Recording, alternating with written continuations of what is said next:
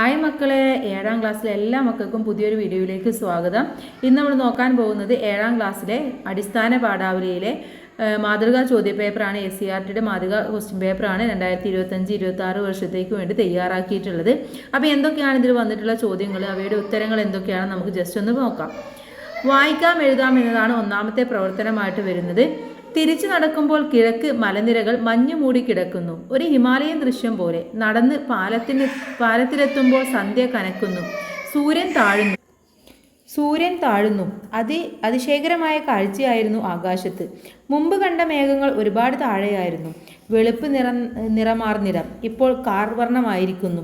സൂര്യൻ്റെ അവസാന രശ്മികൾ അവക്കിടയിൽ പതുങ്ങിയിരിക്കുന്നു. കായലോളങ്ങൾ പോലെ വയലിൽ കാറ്റടിച്ചപ്പോൾ അലകൾ. മാനത്ത് ചന്ദ്രൻ. വെള്ളത്തിൽ മുഖം നോക്കുന്ന ചന്ദ്രൻ ചിലപ്പോൾ സ്വസ്ഥമായി നിന്നു. വയലിലെ അലകൾക്കിടയിലൂടെ ദൂരെ പച്ച പിടിച്ച ഇടങ്ങൾ, വെളുത്ത പൂവുകൾ. സന്ധ്യാകാശത്ത് ചന്ദ്രൻ തെളിഞ്ഞു വന്നു. വയൽ വെള്ളത്തിന് തിളക്കം. ഇതാണ് തന്നിട്ടുള്ളത്. ചോദ്യം, മഞ്ഞു മൂടിക്കിടക്കുന്ന മലനിരകൾ എന്താണ് ഓർമ്മിപ്പിക്കുന്നത്? ഒരു പ്രഭാത ദൃശ്യം, ഒരു ഹിമാലയൻ ദൃശ്യം, ഒരു അതിശയ ദൃശ്യം, ഒരു സന്ധ്യാദൃശ്യം. എന്താണ് ഇവിടെ പറയുന്നത്? മഞ്ഞു മൂടിക്കിടക്കുന്ന ഒരു ഹിമാലയൻ ദൃശ്യം പോലെ എന്നാണ് പറയുന്നത് അല്ലേ. അപ്പോൾ ഇതിലെ ഓപ്ഷൻ ബി ആണ് ശരിയായിട്ടുള്ളത്.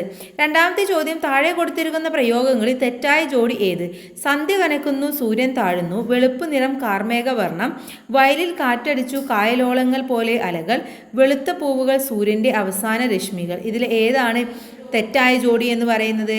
സന്ധ്യ കനക്കുക എന്ന് പറയുമ്പോൾ അവിടെ സൂര്യൻ താഴ്ന്നു പോവുകയാണ് ചെയ്യുന്നത് അല്ലേ. വെളുപ്പ് നിറം എന്ന് പറയുന്നത് കാർമേഘത്തിൻ്റെ വർണ്ണം തന്നെയാണ്.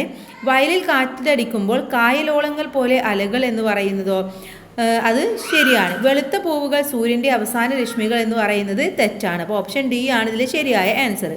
വെളുപ്പ് നിറമാർന്നിടം ഇപ്പോൾ കാർവർണ്ണമായിരിക്കുന്നു. പ്രസ്താവനയോട് യോജിക്കുന്നത് എന്ത് എന്നാണ് ചോദിച്ചിട്ടുള്ളത്. വെളുപ്പ് നിറമാർന്നിടം ഇപ്പോൾ കാർവർണ്ണമായിരിക്കുന്നു. നേരം വൈകുന്നു, നേരം സന്ധ്യയോടടുക്കുന്നു, നേരം പുലരുന്നു, നേരം നിറം മാറുന്നു. നേരം സന്ധ്യയോടടുക്കുന്നു എന്നുള്ളതാണ്. വയൽ വെള്ളത്തിന് തിളക്കമുണ്ടായത് എപ്പോൾ? സന്ധ്യാകാശത്ത് ചന്ദ്രൻ തെളിഞ്ഞു വന്നപ്പോൾ, സൂര്യൻ താഴുമ്പോൾ, മേഘം കാർവർണ്ണമായപ്പോൾ, മലകൾ മഞ്ഞു മൂടിക്കിടന്നപ്പോൾ, സന്ധ്യാകാശത്ത് ചന്ദ്രൻ തെളിഞ്ഞു വന്നപ്പോഴാണല്ലേ.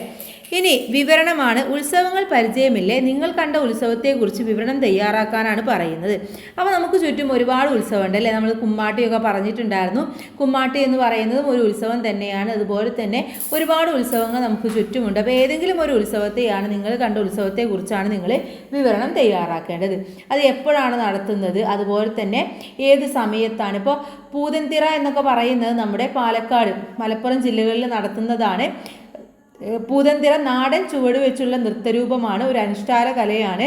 അതുപോലെ തന്നെ മകരകൊയ്ത്ത് കഴിഞ്ഞുള്ള വേലവരവ് സമയത്താണ് ഇത് നടത്താറുള്ളത്. അപ്പോൾ അതൊക്കെയാണ് നിങ്ങൾ ഈ ഒരു വിവരണത്തിൽ എഴുതേണ്ടത്. ഇനി ഞാറ്റിൽ പിഴച്ചാൽ ചോറ്റിൽ കുറയും എന്ന പഴഞ്ചൊല്ലിൻ്റെ ശരിയായ ആശയം. കൃഷി ചെയ്യുന്ന സമയത്ത് എന്തെങ്കിലും തെറ്റുവരുത്തിയാൽ അതിൻ്റെ ഫലം ഭക്ഷണത്തിൽ പ്രതിഫലിക്കും. പരീക്ഷയ്ക്ക് നന്നായി പഠിക്കാതിരുന്നാൽ മാർക്ക് കുറയും. ഇതിൽ ഏതാണ് ശരിയെന്ന് പറയുന്നത്? ഞാറ്റിൽ പിഴച്ചാൽ ചോറ്റിൽ കുറയും, അഥവാ കൃഷി ചെയ്യുന്ന സമയത്ത് എന്തെങ്കിലും തെറ്റുവരുത്തിയാൽ അതിൻ്റെ ഫലം ഭക്ഷണത്തിൽ പ്രതിഫലിക്കും. മാത്രമല്ല പരീക്ഷയ്ക്ക് നന്നായി പഠിക്കാതിരുന്നാൽ മാർക്ക് കുറയും എന്നതും ഇതിൻ്റെ ആശയം തന്നെയാണ്. അപ്പോൾ ഇതിൽ ശരിയായിട്ടുള്ളത് എന്താണ്? രണ്ടും ഇതിൻ്റെ ആശയമാണ്. അപ്പോൾ 1ഉം 2ഉം ശരി എന്നുള്ള ഓപ്ഷൻ സി ആണ് ശരിയായിട്ടുള്ള ഉത്തരം. ഇനി പദചേരുവകൾ ശരിയല്ലാത്തത് ഏത്? ശ്രദ്ധിച്ചിരുന്നില്ല, ശ്രദ്ധിച്ചു ഇരുന്നില്ല, എണ്ണി തിട്ടപ്പെടുത്തി, കൃത്യമായിരുന്നില്ല, കൃത്യം ആയിരുന്നില്ല, വെയിലിലും ഇട്ട്. ഇതിൽ ശരിയല്ലാത്തത് ഏതാണ്?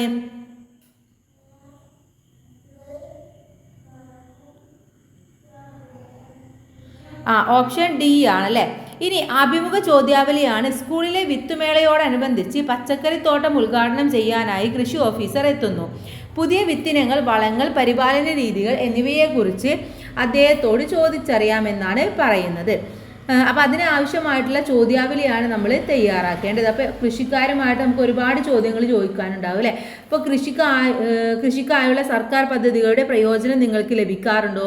വിളകൾ എവിടെയാണ് വിൽക്കുന്നത്? വില നിശ്ചയിക്കുന്നത് ആരാണ്? അതുപോലെ തന്നെ ഈ കൃഷിയിലേക്ക് ഇറങ്ങാനുള്ള പ്രചോദനം എന്താണ്? കാർഷിക മേഖലയിൽ നേരിടുന്ന വെല്ലുവിളികൾ എന്തൊക്കെയാണ്? രാസവളമാണോ ജൈവവളമാണോ കൂടുതലായിട്ട് ഉപയോഗിക്കാറുള്ളത്? പുതുതലമുറയ്ക്ക് എന്ത് സന്ദേശമാണ് കൊടുക്കാറുള്ളത്? നിങ്ങളുടെ കൃഷി ലാഭകരമാണോ അതോ ലാഭകരമല്ലാത്ത രീതിയിലാണോ? രാസവളമാണോ ജൈവവളമാണോ ഉപയോഗിക്കുന്നത്? ഈ രീതിയിലുള്ള ചോദ്യങ്ങളൊക്കെ നിങ്ങൾക്ക് ചോദിക്കാവുന്നതാണ്. ഇനി നാലാമത്തെ ചോദ്യം വിശകലന കുറിപ്പ് അല്ലെങ്കിൽ ഒരു താരതമ്യ കുറിപ്പ് തയ്യാറാക്കാനാണ്. വിശകലന കുറിപ്പ്: തിങ്കളും താരങ്ങളും തൂവള്ളിക്കതിർ ചിന്നും തുങ്കമാം വാനിൽ ചോട്ടിലാണ് എൻ്റെ വിദ്യാലയം. പഠിക്കുവാൻ ഏറെയുണ്ട് പ്രകൃതിയിൽ നിന്ന്. നമ്മുടെ ചുറ്റുപാടുകളാണ് നമ്മളെ കൂടുതൽ പഠിപ്പിക്കുന്നത്. അറിഞ്ഞും അനുഭവിച്ചും അന്വേഷിച്ചും പഠിക്കണം. എന്താണ് നിങ്ങളുടെ അഭിപ്രായം? വിശകലന കുറിപ്പ് തയ്യാറാക്കാനാണ് പറയുന്നത്. അപ്പോൾ ഇവിടെ പറയുന്നത് തിങ്കളും താരങ്ങളും തൂവള്ളിക്കതിർ ചിന്നും തുങ്കമാവാനും ചോട്ടിലാണ് എൻ്റെ വിദ്യാലയം. അഥവാ വിദ്യാലയം എന്ന് പറയുന്നത് ഒരിക്കലും ഒരു 4 ചുവരുകൾക്കുള്ളിൽ ഒതുങ്ങുന്ന സ്കൂൾ എന്നുള്ള സങ്കല്പം മാത്രമല്ല. നമുക്ക് എവിടെ നിന്നൊക്കെയാണോ അറിവ് കിട്ടുന്നത് അതൊക്കെ നമ്മുടെ വിദ്യാലയമാണ്. നമുക്ക് ചുറ്റും ഒരുപാട് അറിവുകൾ ലഭിക്കുന്ന സ്ഥലങ്ങളുണ്ട്. അത് മാത്രമല്ല നമ്മുടെ ജീവിതത്തിലുടനീളം ഇന്നോ നാളെയോ ഒന്നല്ല, അല്ലെങ്കിൽ നമ്മൾ പഠിക്കുന്ന കാലത്തോളമല്ല, നമ്മൾ ജീവിച്ചിരിക്കുന്ന കാലത്തോളം നമ്മൾ പഠിതാക്കളാണ്. നമുക്ക് ഒരുപാട് കാര്യങ്ങൾ പ്രകൃതിയിൽ നിന്ന് പഠിക്കാനുണ്ട്. മണ്ണെങ്ങനെയാണ്, ആകാശം എങ്ങനെയാണ്, മണ്ണിൽ എന്തൊക്കെയാണുള്ളത്, അത് നമുക്ക് ചുറ്റും കാണുന്ന എന്തും നമുക്ക് പഠിക്കാനുള്ളതാണ്. അപ്പോൾ അതൊക്കെ നിങ്ങൾ ഇതിൽ എഴുതാം. അടുത്തത് താരതമ്യ കുറിപ്പാണ്. ആര് നോക്കാനാ വിറ്റേക്ക് കുറേ വയലും പറമ്പും, നിങ്ങൾക്ക് വേറെ പണിയില്ലേ, കാശ് കൊടുത്താൽ എല്ലാം കിട്ടും. മകൻ: ആരെങ്കിലും എവിടെയെങ്കിലും നട്ടു നനച്ചത് പണം കൊടുത്താലും വാങ്ങാനാവും. മോൻ അതോർക്കണം. അച്ഛൻ: രണ്ടുപേരുടെയും അഭിപ്രായങ്ങൾ താരതമ്യം ചെയ്ത് കുറിപ്പ് തയ്യാറാക്കാനാണ് പറയുന്നത്. അപ്പോൾ ഇവിടെ പറയുന്നത്, മകൻ പറയുന്നത് എന്താണ്? വേറെ പണിയൊന്നുമില്ല, കാശ് കൊടുത്താൽ എല്ലാം കിട്ടും, പിന്നെ എന്തിനാണ് വയലും പറമ്പൊക്കെ ഇങ്ങനെ സൂക്ഷിക്കുന്നത്, അതൊക്കെ വിറ്റ് കളഞ്ഞൂടെ എന്നാണ് പറയുന്നത്. വെറുതെ കൃഷി ചെയ്യുന്നത് ലാഭകരമല്ല എന്നുള്ള അഭിപ്രായമാണ് മകന് എന്നുള്ളതും നമുക്കിതിലൂടെ മനസ്സിലാക്കാം. അപ്പോൾ അച്ഛൻ പറയുന്നത്, ആരെങ്കിലും എവിടെയെങ്കിലും നട്ടു നനച്ചത് പണം കൊടുത്താലും വാങ്ങാൻ വേണ്ടി പറ്റുള്ളൂ. അഥവാ ആരെങ്കിലുമൊക്കെ കൃഷി ചെയ്യണം, എല്ലാവരും ഇങ്ങനെയുള്ള ചിന്തയുമായി മുന്നോട്ട് കൊണ്ടുപോയാൽ കൃഷി എന്ന് പറയുന്ന ആ ഒരു രീതി തലം ഉണ്ടാവില്ല. മാത്രമല്ല നമുക്ക് സാധനങ്ങളും ഇതൊന്നും കിട്ടില്ല.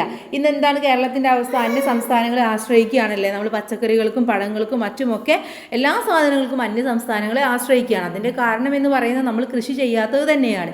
അപ്പോൾ ഇല്ലായ്മ ചെയ്യണമെങ്കിൽ നമ്മുടെ മനോഭാവത്തിലാണ് മാറ്റം വരുത്തേണ്ടത്.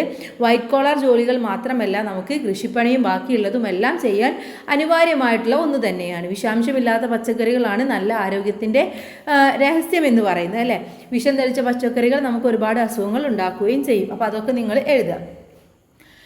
ഇനി ആസ്വാദന കുറിപ്പാണ്. ഞങ്ങളുടെ മുത്തശ്ശി ദൂരെ കായലിൽ മുങ്ങിത്തപ്പി ചേറിൻ പാളികൾ കുത്തിപ്പൊക്കി വയലിനു ചുറ്റും കോട്ട വളയ്ക്കും. കരിമലയന്മാർ പോകുമ്പോൾ ആകെ വിളർത്തും തളർന്നും പട്ടിണി ഭാഗി വളർത്താൻ പണി ചെയ്തും തോളത്തേതോ തൂമ്പയുമായി തൊഴിലാളികളി വഴി പോകുമ്പോൾ പറയാറുണ്ടാ ത്യാഗത്തിൻ കഥ പതിവായി മുത്തശ്ശി. വയലാർ രാമവർമ്മ എഴുതിയിട്ടുള്ളതാണ്. അപ്പോൾ ഇതിൻ്റെ ആസ്വാദനം എഴുതുക. ഇതിലെന്താണ് പറയുന്നത്? ചേറിലും മറ്റുമൊക്കെ കൃഷി ചെയ്യുന്ന തൊഴിലാളികളെ കുറിച്ചിട്ടാണ്, അല്ലേ? അവരുടെ പട്ടിണിയും വിയർപ്പും അവരുടെ തളർച്ചയും ഒന്നും കാര്യമാക്കാതെ അവർക്കും അതുപോലെ തന്നെ ബാക്കിയുള്ള ആളുകൾക്കും വേണ്ടി ജോലി ചെയ്യുന്നവരാണ്. അതുകൊണ്ട് തന്നെ അവരെ സേവനം ചെയ്യുന്ന ആളുകൾ എന്നാണ് നമ്മൾ പറയാറുള്ളത്, അല്ലേ? അപ്പോൾ അതിൻ്റെ ത്യാഗകഥകളും മറ്റുമൊക്കെ മുത്തശ്ശി പറയാറുണ്ട്. അപ്പോൾ ഓരോ വിയർപ്പിനുള്ളിലും മറ്റുള്ളവരുടെ ആഹാരമാണെന്നുള്ള ഓർമ്മ കൂടി നമ്മൾ പങ്കുവെക്കുകയാണ് ഇവിടെ ചെയ്യുന്നത്. അപ്പോൾ അത് ഇതിലൂടെ എഴുതി കൊടുക്കുക.